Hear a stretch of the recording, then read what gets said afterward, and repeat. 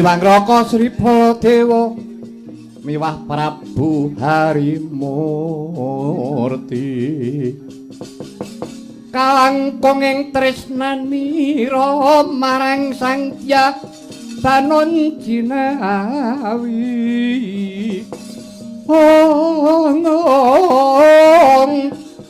kadang istri satunggil kapisah panjenenganipun mila tansah nduta wau Sri Narendra kalih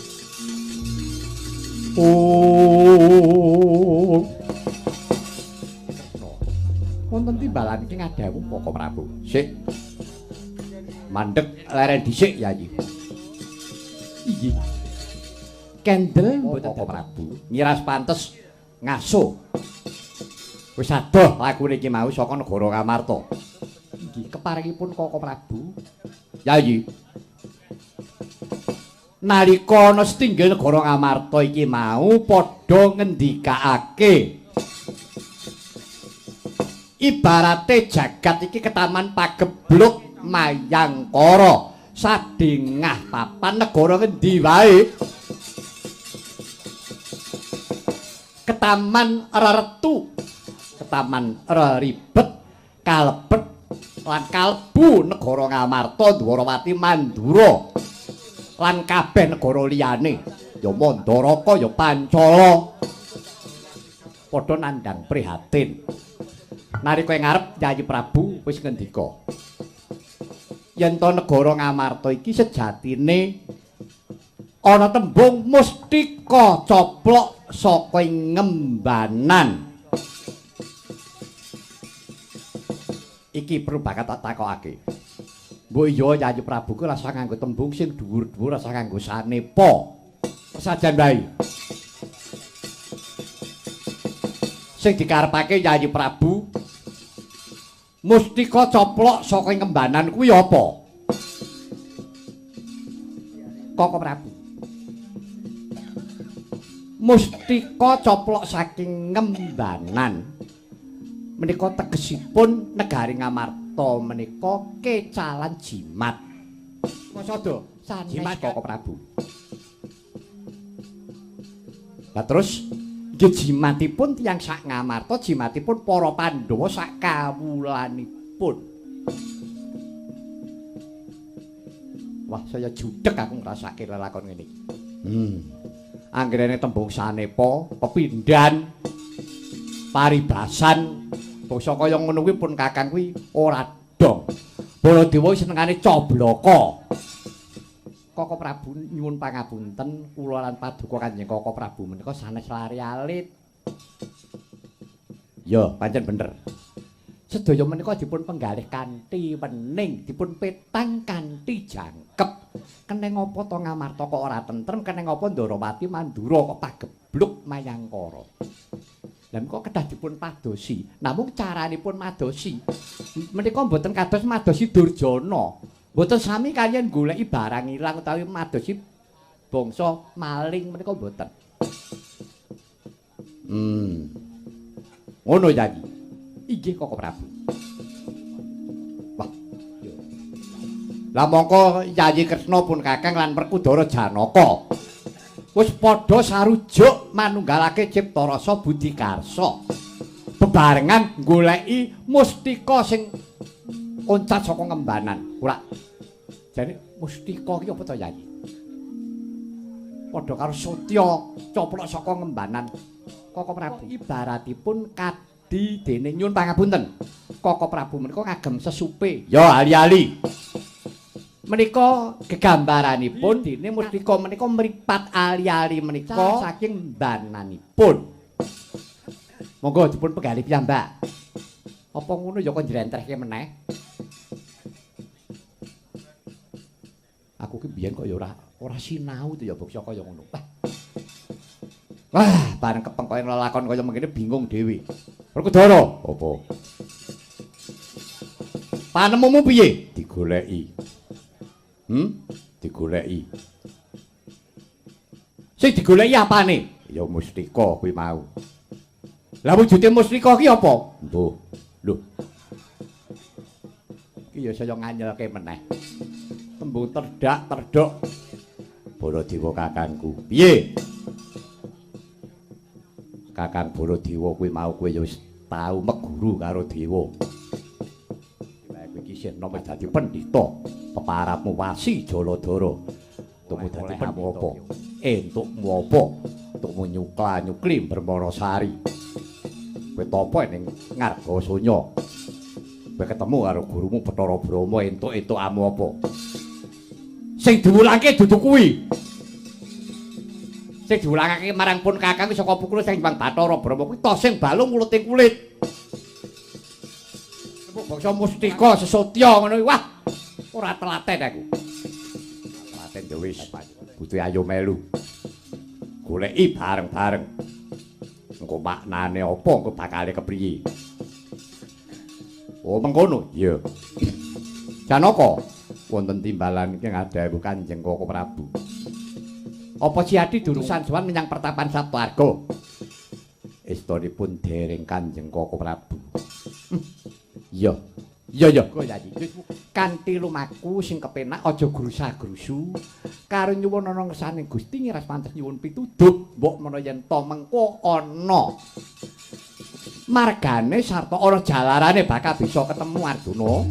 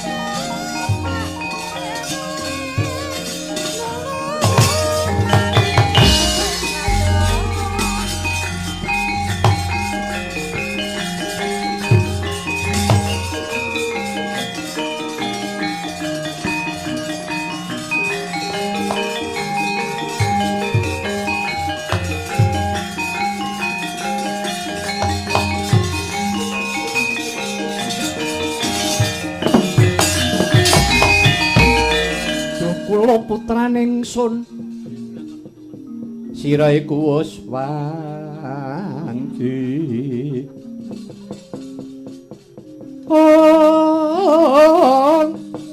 pisah lan jeneng ing wang jiwa kulineng arti becik kira neng praja duwi tengnar tapi nanging to wekas ing wang jiwa pegat teki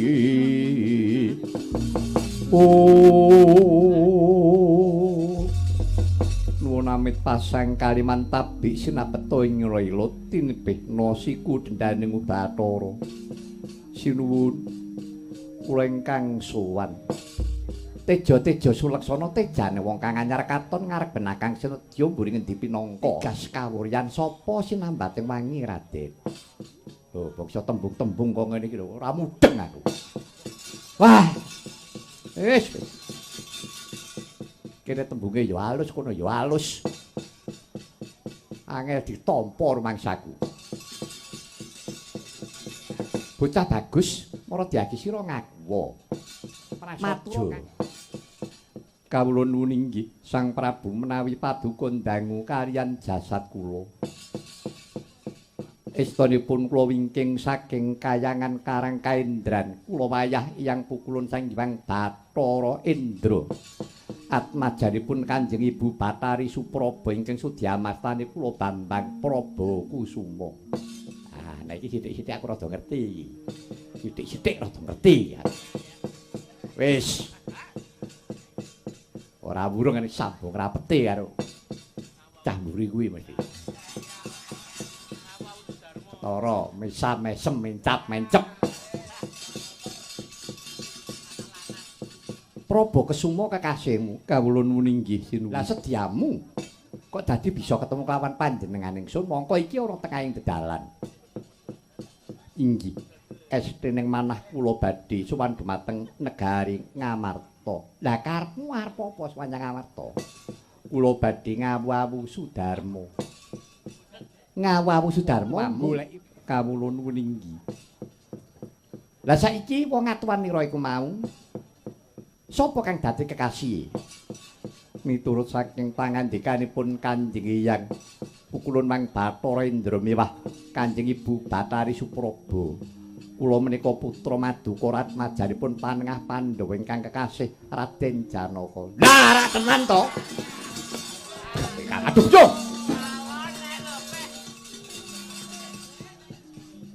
Get-geti karo tanggane. Cocok karo batinku mau Werkudara. Cocok ya cocok. Wah ora biayaan kok ngono kuwi.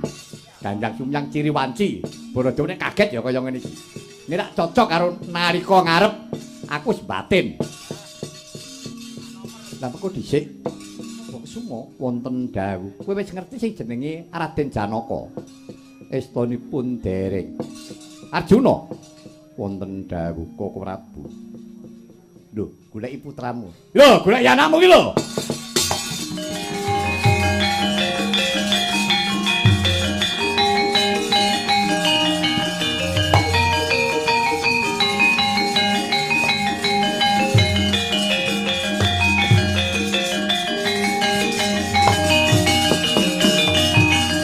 Lajuna esmu kamanungsanira sawanya gendreh memane ngedi kamantyan ngong kengi sing ujwala kungas singa mulat leng-leng drangkok.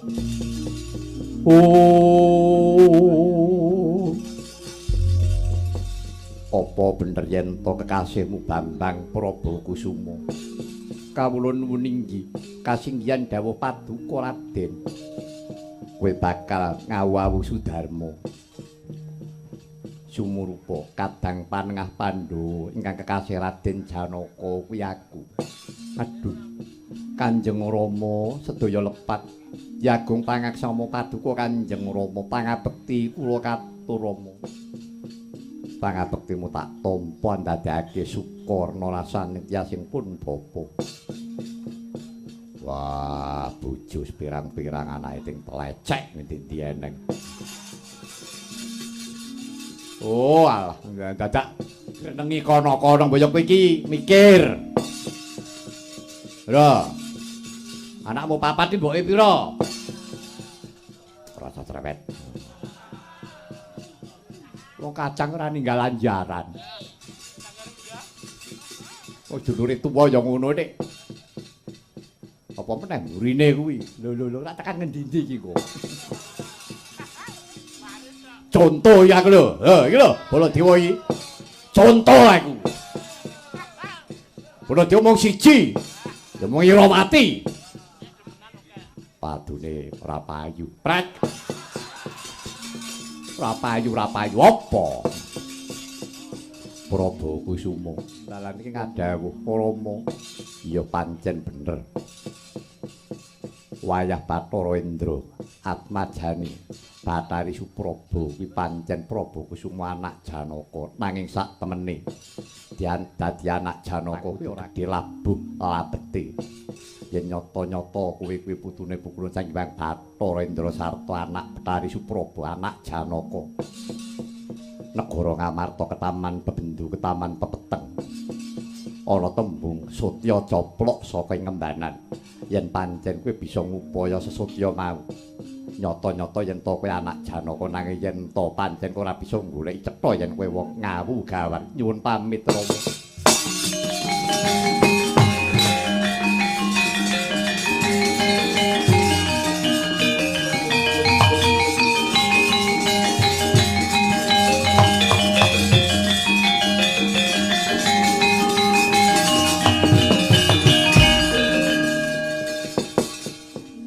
genas grenes. Janaka nek gitik anake nuwak ceples ya keneng tenan. Anak Janaka sepirang-pirang bagus-bagus ya gedhe labuh labete. Ora kaya anakku. Aku ndek anak siji Wisata iki wis bencolenge ra jamak. Wah. Sing dirasani iki mung arep ngedoli kotak gamelane Pak Era.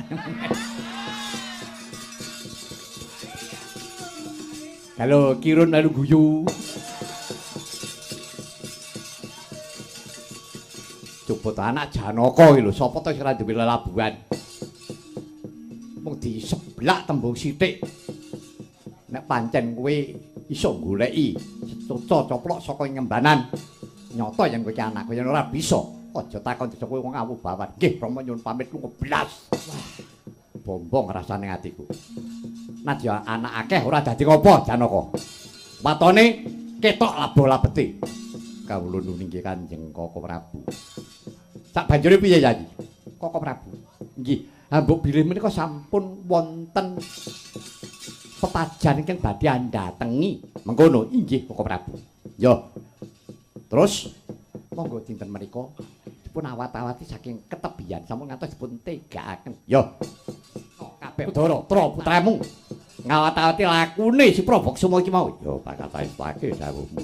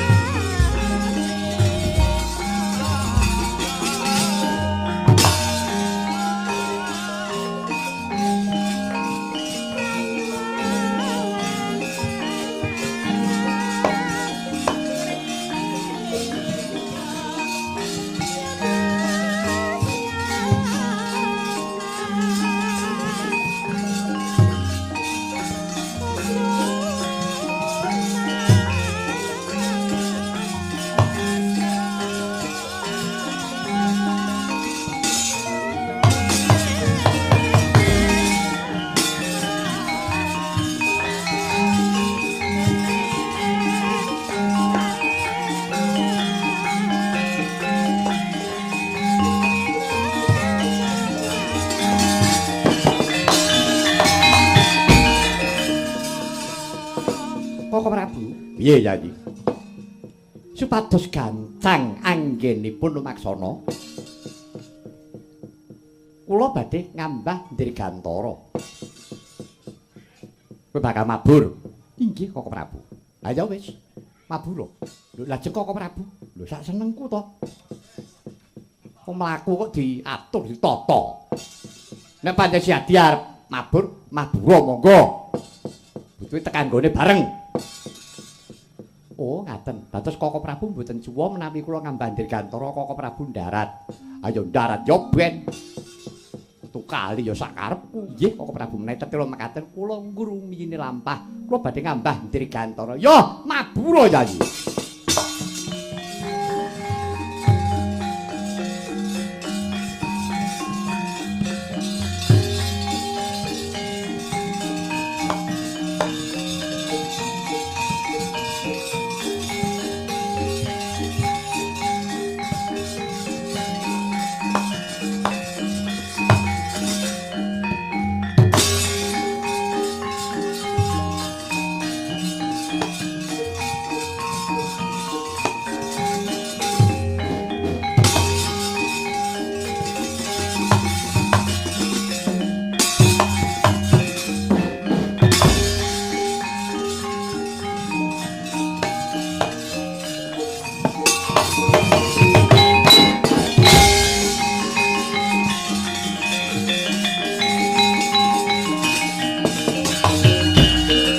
samar pamuring suksma sinuksma ya winah ya ing ngasep sumimpen tenging kabu pambukaning warana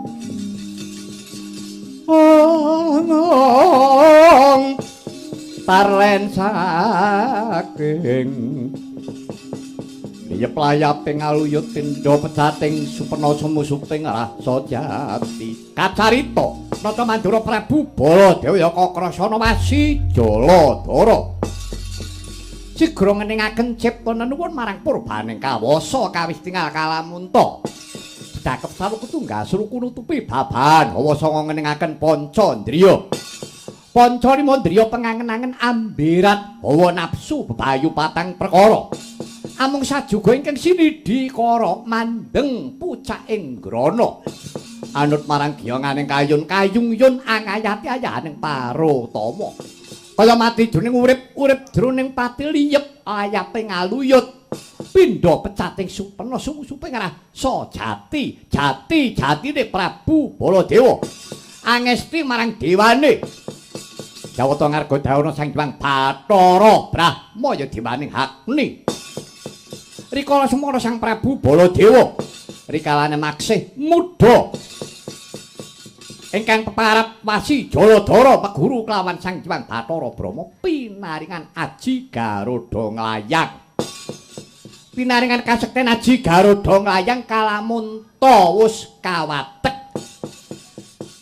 enteng sarirane Prabu Baladewa kapuk sinebul maruta gegana sami sakala sakedheping netra Prabu Baladewa saged ngambah Jumantara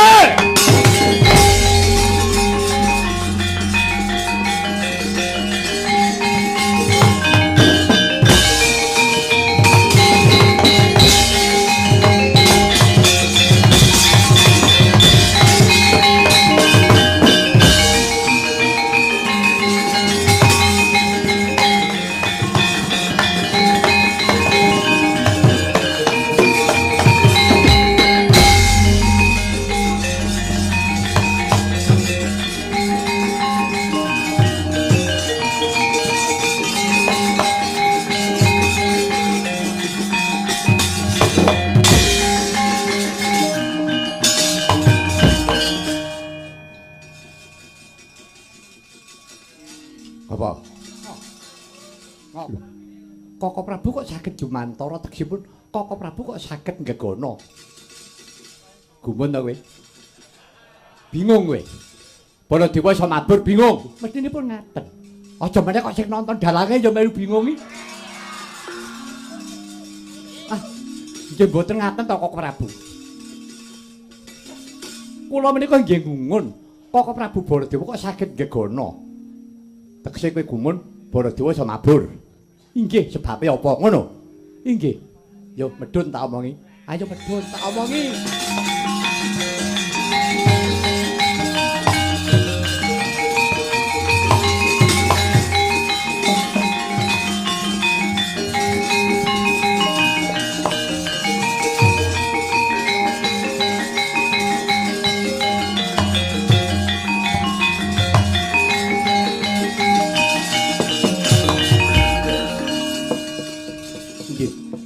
Katemben menika kok gegana Baladewa kok mabur. Kata-katahipun sami ngungun. Lho kok eneng ya Baladewa mabur. Rumangsamu sing iso mabur ki mung Gatotkaca ngono to? Ya to. Rumangsamu sing iso mabur ki Gatotkaca. Ayo saiki diitung. Dipikir. Gatotkaca mabur kae rak perkara piranti. Ya ngono ra? Pirantos kados pundi? Gatotkaca mabur kae jalaran duwe pusaka koteng Antrakusuma tegese nganggo srana. Ning Baladewa mabur iki perkara ngelmu. Oh, ngaten. Ya. Nalika mau Yayi Kresna rak mireng krungu. Aku diundhamana karo Werkudara. Bathara Brahma entukmu apa ngono. Ngerti to kowe? Inggih Koko Prabu. Lah iki tak buktekke. Aku meguru karo pukul Sang Hyang Bathara Brahma kejaba ta sing mbalung kuleting kulit, aku diparingi gaman. Aku diparingi ngelmu jenenge Aji Garuda Nglayang. Aji Garuda Nglayang kuwi yen to wis tak watek awak enteng dadi kaya kapuk. Paribasan aku ki mabur kaya disebul dening angin. Oh, ngaten kok. Iya. Baladewa mabur kok bingung. Lah mak lampir kan ya iso mabur. Ya toh? Ayo sinetron kae. Tak cek-ceke iso mabur kabeh. Ngono kok bingung. Koko Prabu. Sedaya menika kepengin ngerti. Lah iya ambak mung sepiring ngene iki ya sanggit nek golek ya angel. Oh iki Koko Prabu. Dadi nuwun sewu. Baladewa mabur iki aja kaget to. Ning ora kudu pamer. Ora sewanci-wanci mabur. Iki ora. Inggih Koko Prabu. Semono uga. Ayo, Yayi Kresna kuwi aja duwe tumpakan to. Kejaba Yayi Kresna kuwi duwe tumpakan. Kreta Kyai Jaladara. Ayo, kowe duwe tumpakan wujuding manuk apa ora? Garuda. Inggih. Paringanipun pukulun Sang Hyang Bathara Wisnu. Naminipun Garuda Brihawan nggih Garuda Wisnu. Lah iya, nek Kresna numpak manuk ki ya ora salah. Mboten kok. Lah mulane kuwi. Ya mung arang-arang metu arang-arang ditokke ra ngono to kuwi. Dadi do ora ngerti, engko nek ngerti ya contone ya pun Kakang Ki Baladewa mabur do bingung. Piye, mabur ora iki? Dicampur sakmake kula ngertos. Janipun menika kala kula ngengetaken kaliyan Koko Prabu. Ngaten. Koko Prabu janipun saged nggegana. Mila kula ngrumiyini. Ngaten. Mangke menawi mboten ngaten Koko Prabu mboten badhe nindakaken nggegana. Kula sampun gerahing penggalih. Ngono senengane gawe gelane wong gerah. Ngono kok ya nesu lho.